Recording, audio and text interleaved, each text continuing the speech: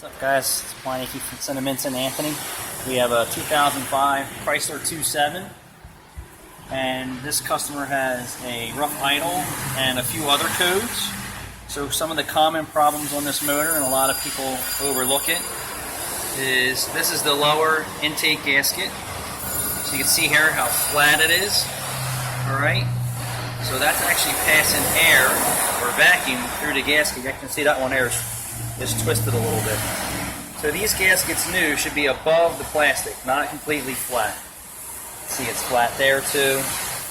So commonly this is what causes an idle condition. Sometimes it won't code. Just a stumbling idle, and that's about it.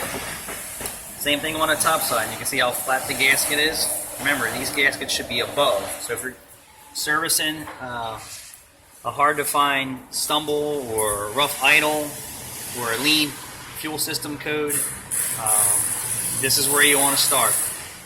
Remove the intake manifold, remove the intermediate plenum, service the gaskets top and bottom, put it back together, and they'll be perfectly fine.